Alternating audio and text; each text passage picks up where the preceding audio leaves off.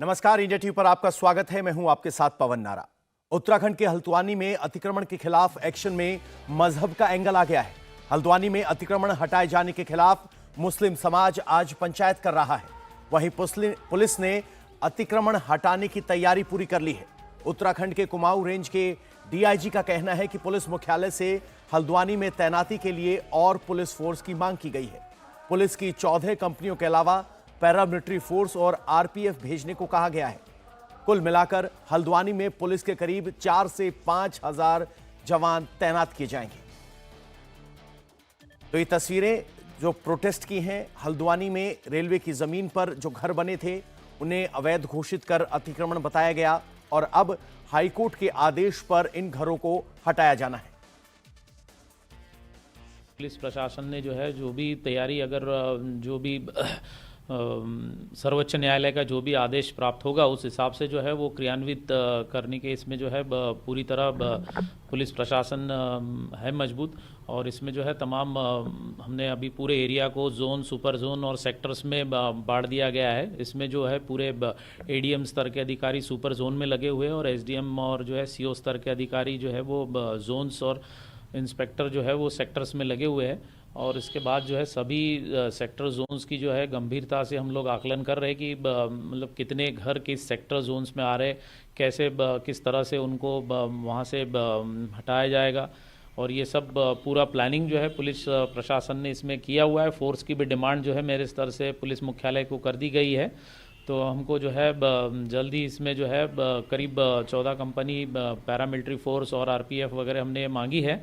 तो 8 तारीख तक हमको मैक्सिमम फोर्स जो मांगा गया है वो मिल जाएगी। फिलहाल इसमें हमने 5 कंपनी पीएसी भी वहाँ लगी हुई है। 3 कंपनी पीएसी जो राज्य स्तर की है वो अभी और आएगी। इसके अलावा गढ़वाल से भी सिपाही आने हैं। कुमाऊं रेंज से मेरे स्तर से अधिकारी दिए जाएंगे। तो लगभग 4 से 5 हज़ार की फोर्स वहाँ पर माध्यम से ये कार्रवाई की जाएगी। इसमें सबको अवगत करा दिया गया। तो अतिक्रमण के खिलाफ कार्रवाई के लिए 4 से 5 हजार जवान तैनात किए जाएंगे। हल्द्वानी में आज प्रदर्शनकारियों की पंचायत होगी। प्रदर्शन की आगे की रणनीति तैयार की जाएगी और बड़ी संख्या में लोग हल्द्वानी के इस इलाके में प्रदर्शन कर रहे हैं।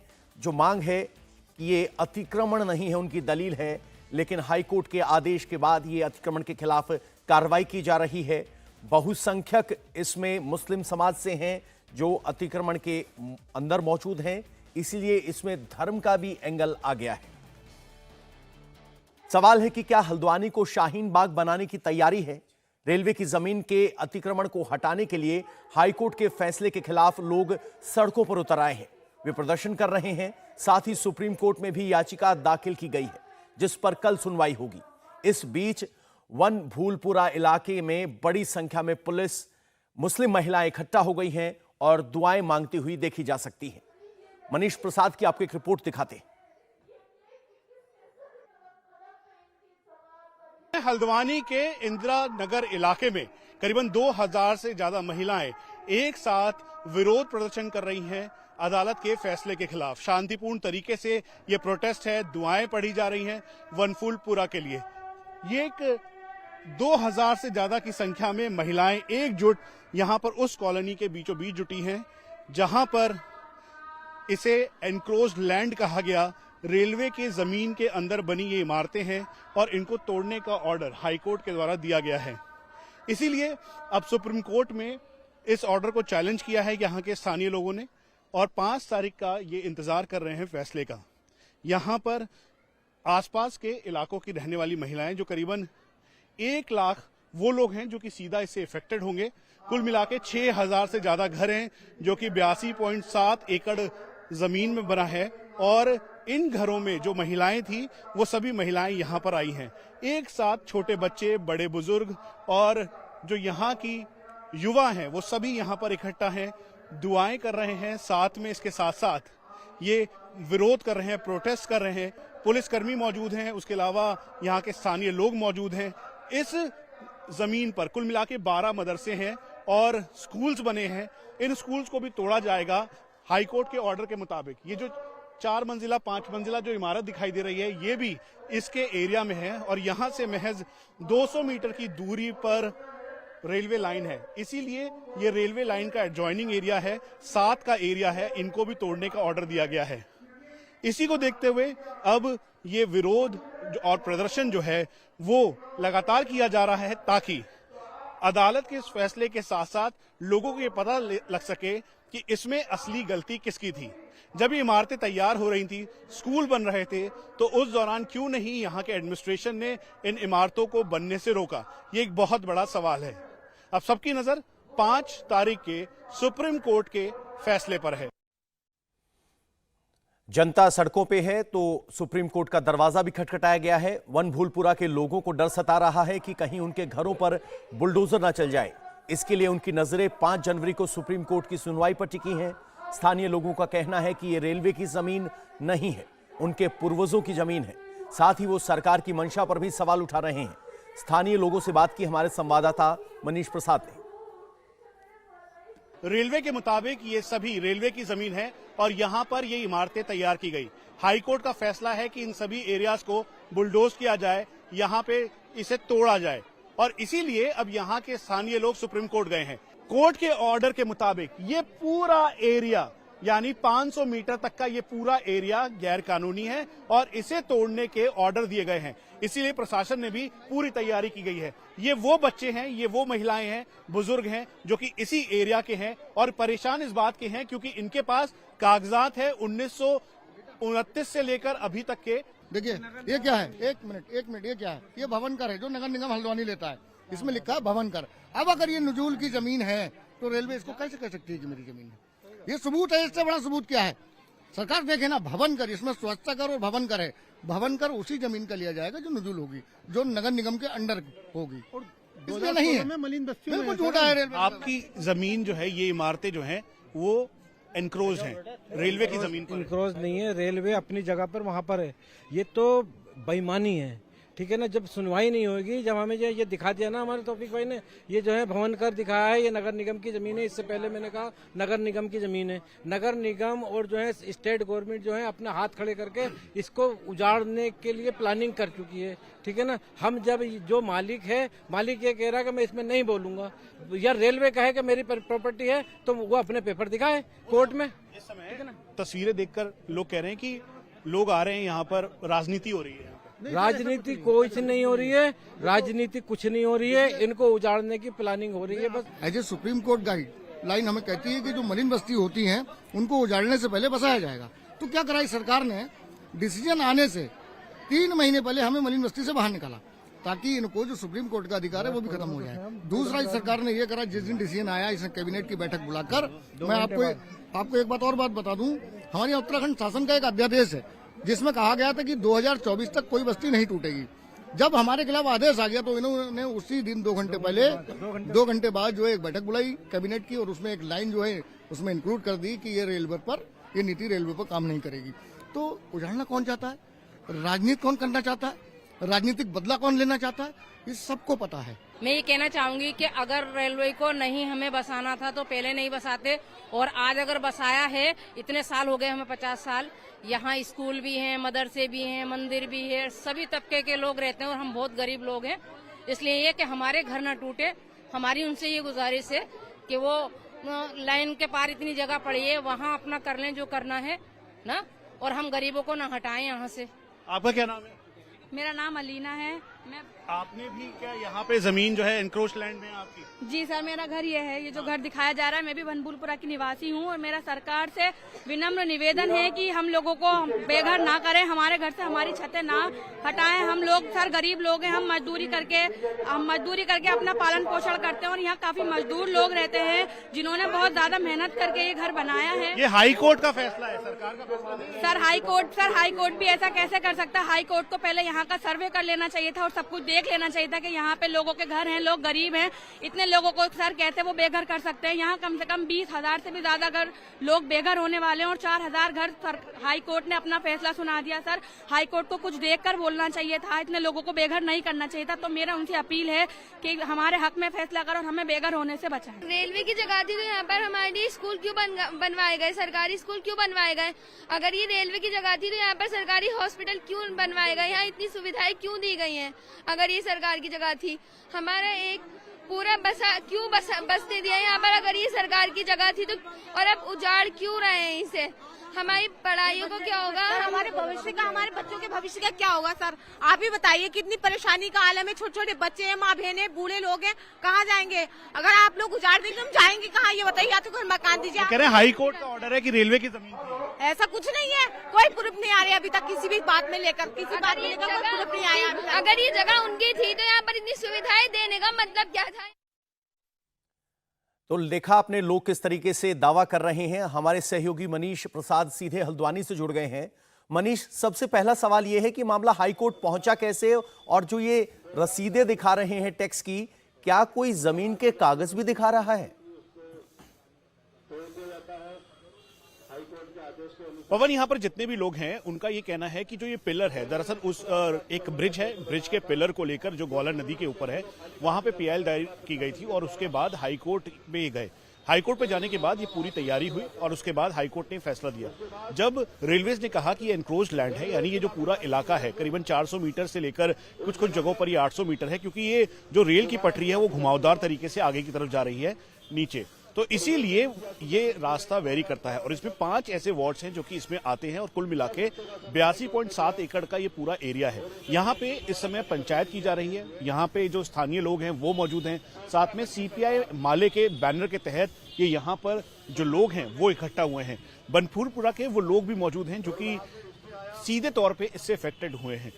आप लोगों के पास कागज हैं, आपके घरों के कागज हैं, कोर्ट कह रहा है कि आपके घरों को तोड़ा जाएगा। देखिए, सारे डॉक्यूमेंट्स हैं हमारे पास फ्री होल्ड की जमीन है, वहाँ हमारे पास वहाँ रजिस्टर्ड भूमि है, लीज भूमि है हमारे पास। सबसे बड़ी बात है हमारे पास वहाँ शत्रु संपत्ति है जो ब्रिटिश काल में या हिंदुस्तान गवर्नमेंट ने उसको जो है ऑक्शन किया है उसका, और लोगों ने खरीदी है। लेकिन विडंबना ये है कि शायद लगता है कि जो फैसला आया है, मनीष, जो ये तर्क है इनके परे हाईकोर्ट का एक फैसला है जहां सभी कागजों को वेट किया गया था। अब हाईकोर्ट ने एक फैसला दिया है। यह अतिक्रमण के खिलाफ कार्रवाई कब शुरू होगी, कितनी फोर्स तैनात की गई है और कब तक गांव वालों को मोहलत दी गई है इस इलाके को खाली करने की? पवन, ये बनफूलपुरा का एरिया है। इसमें गफूर बस्ती, ढोलक बस्ती, उसके साथ नया बस्ती, लाइन नंबर 17, लाइन नंबर 18 और इंदिरा नगर के 2 पार्ट हैं।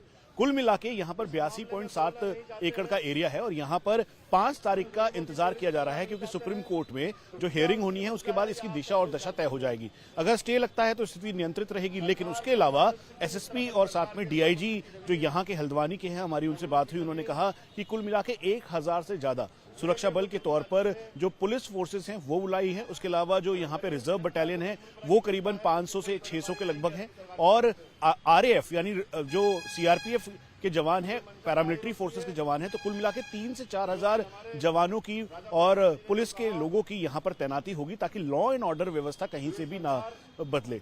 पवन, एक और बात बहुत इंपॉर्टेंट है कि जो रेलवेज है, रेलवेज के द्वारा ये औपचारिक तौर पर हमें बताया गया कि जो पूरा लैंड है यहाँ पर उन्होंने कई बार पिलर लगाया, लेकिन स्थानीय लोगों का तर्क है कि यहाँ पर कोई भी पिलर नहीं लगा और इसी वजह से यहाँ के स्थानीय लोग इस समय हाथों में बैनर और पोस्टर लिए हुए, जहां पर पुरुष यहाँ पर हैं तो महिलाएं भी बैठी हुई हैं, और महिलाओं के साथ साथ ये वो महिलाएं भी अपने घरों से बाहर निकल के करीबन 2:30 बजे से लेकर 4:30 बजे तक रोड पर बैठती हैं, यहाँ पर दुआएं पढ़ रही हैं और शांतिपूर्ण तरीके से प्रोटेस्ट कर रही है। क्या नाम है आपका? जी, मैं शकील अंसारी। आपकी जमीन भी बनफूलपुरा में है जो कि टूटेगी? जी बिल्कुल, मैं जिस जगह पर रहता हूँ, और मैं आपको एक बात बता दूँ, मैं जिस जगह पर रहता हूँ वो मेरे पिताजी का मकान है। मेरे पिताजी वहाँ हैं, वहाँ पले बड़े, उसके बाद हम पैदा हुए, हम वहाँ पले बड़े। जिस इंटर कॉलेज में मेरे पिताजी पढ़े उसी में मैं भी पढ़ा हूँ, लेकिन आज उस इंटर कॉलेज को भी तोड़ने का आदेश हो गया है, हमारे मकानों को भी तोड़ने का आदेश हो गया है। वहाँ इंटर कॉलेज, पानी की टंकी, ट्यूबवेल, सरकारी इमारतें, अस्पताल, सीवर, और अभी 1 वर्ष पहले अमृत योजना का करोड़ों रुपया 4-5 वार्डों में वहाँ पे लगाया गया है। तो क्यों लगाया गया? क्या निगम ने या सरकार ने, रेलवे की जमीन थी तो उससे अनापत्ति प्रमाण पत्र लिया। आपके पास कागज हैं आपके घरों के? बिल्कुल बिल्कुल, देखिए वहाँ पट्टे की जमीनें हैं, वहाँ फ्री होल्ड जमीनें हैं, वहाँ शत्रु संपत्ति जो सरकार से नीलामी में खरीदी गई हैं। मनीष, एक सवाल इनसे पूछिए, क्या यही तर्क है? हाईकोर्ट में तर्क रखे गए थे? जितना दावा ये कर रहे हैं कि फ्री होल्ड है, लीज है, जमीन है, कागज है, वो तर्क क्या कोर्ट में रखे गए थे? क्योंकि कोर्ट का आदेश जो आया उसमें तो ऐसा लगता नहीं। जो कोर्ट में जब हियरिंग हुई तो उस दौरान आपके द्वारा तर्क दिया गया ये वाला कि आपके पास पेपर्स हैं, डॉक्यूमेंट्स हैं? बिल्कुल दिया गया। हमारे वकीलों द्वारा कोर्ट को सारे पेपर उपलब्ध किया गए, लेकिन अब मैं उस पर फिर कहूंगा कि मैं हाईकोर्ट के किसी भी तो कुल मिलाकर जो दावा पेश किया गया, कोर्ट ने उस दावे को नहीं माना और अब इसे अतिक्रमण डिक्लेयर करते हुए बुलडोजर या कहीं कि इन्हें हटाने के आदेश दिए गए हैं। हल्द्वानी में अतिक्रमण की पूरी कहानी क्या है, इंडिया टीवी संवाददाता मनीष प्रसाद की एक और आपको रिपोर्ट दिखाते हैं ताकि आपको समझ में आएगा कि आखिर ये पूरा मामला है क्या। ये ग्वाला नदी के ऊपर बना हुआ ब्रिज है। इसी ब्रिज के पिलर्स को लेकर सबसे पहले पीआईएल दायर की गई, जिसमें कहा गया कि यहां पर अवैध खनन हो रहा है और इन पिलर्स के नीचे अवैध खनन की वजह से ये पूरे पिलर जर्जर हालत में हैं और कभी भी ये पिलर गिर सकते हैं। यहां तक कि पुल को भी ऊपरी सतह के साथ साथ नीचे नुकसान हो रहा है। यहां से महज 1 किलोमीटर की दूरी पर रेलवे स्टेशन हल्द्वानी का है और इस फाटक के दूसरी तरफ यानी महज 300 मीटर की दूरी पर ढोलक बस्ती और गफूर बस्ती है। यहीं पर कहा गया कि ये पूरा लैंड एनक्रोच्ड है। रेलवे स्टेशन यानी ये रेलवे का लैंड है। रेलवे लैंड पे जो जहां पर इस समय इंजन दिखाई दे रहा है, पटरियां दिखाई दे रही हैं, उसके दूसरी तरफ 500 मीटर से लेकर 800 मीटर तक 2.01 किलोमीटर का ये पूरा एरिया है, जिसमें गफूर बस्ती, Indira colony, line number 17, line number 18, नया बस्ती शामिल है। जो रेलवे स्टेशन है ये पूरा ये एरिया है, यहाँ से 1 से लेकर आगे तक है। तो ये जो सामने रेलवे स्टेशन है, ये पुल है। जो पीआईएल दायर हुई थी वो तो इस ब्रिज के पिलर के लिए हुई थी ना, क्या हुआ था? देखिए उसमें ऐसा हुआ, उसमें हुआ ये था दरअसल जब ये 1998 में इसको बनना शुरू हुआ था। ये पुल 1998 में बनना शुरू हुआ और 2004 में पूरा इसका निर्माण कार्य हुआ। 26 करोड़ रुपए की इसकी लागत आई और ये जो था 2-4 साल में पुल गिर जाता है। जब ये पुल गिरता है तो रविशंकर जोशी ने इसमें अपनी मेहनत से और अपने उससे पूरे सारी उसकी समीक्षा कराई, उसमें कागज जो निकले और उसमें जो रिपोर्टें बनाई, जिस तरह से भी जो सारी चीजें बनी, वो जो थी सारी रिपोर्ट उन लोगों ने निकालने के बाद इसमें एक जनहित याचिका दायर करते हैं और जनहित याचिका दायर करने के बाद उस जनहित याचिका का नंबर जो था 178/2013 था।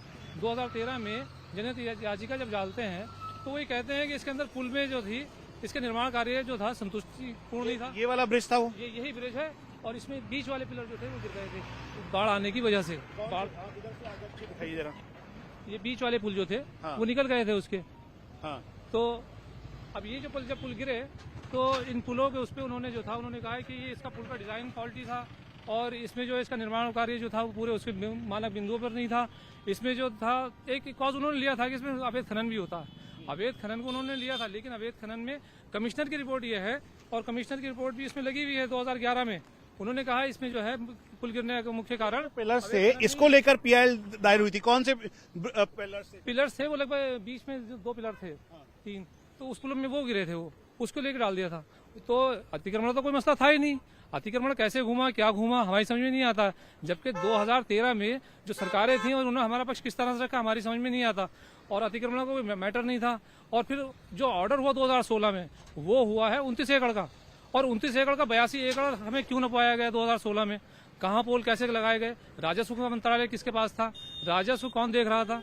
कौन उसके अधिकारी वर्ग थे? उस टाइम पर उसको इस तरह से क्यों चिन्हित किया गया? जो आज हमारे यहाँ के जो हमारी लीज है, खेवट 2 की भूमि है, नजूल जिसका केयर टेकर है, उसको क्यों नापा दिया गया? कैसे नापा गया? और आज हम दर दर भटकते फिर रहे हैं। उसमें बहुत सारे विधवाएं हैं, बहुत सारी बेवाएं हैं और बहुत सारे उसके अंदर प्रेग्नेंट औरतें हैं, पैरालाइज वाले हैं। हर आदमी अपना उसमें जो है परेशान है और एक तरफ को उधर से भागता। मेरा सीधा सवाल है, आप लोगों ने रेलवे की लैंड को इंक्रोच किया है? नहीं, बिल्कुल नहीं किया हमने। अगर इंक्रोचमेंट है तो ऊपर से भी है, हमारे यहाँ थोड़ी खाली आपने किया है? नहीं किया हमने।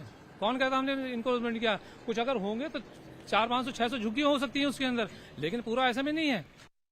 इंडिया टीवी हर वक्त हर जगह डाउनलोड करने के लिए सर्च करें India TV news Google play store या ऐप स्टोर पर।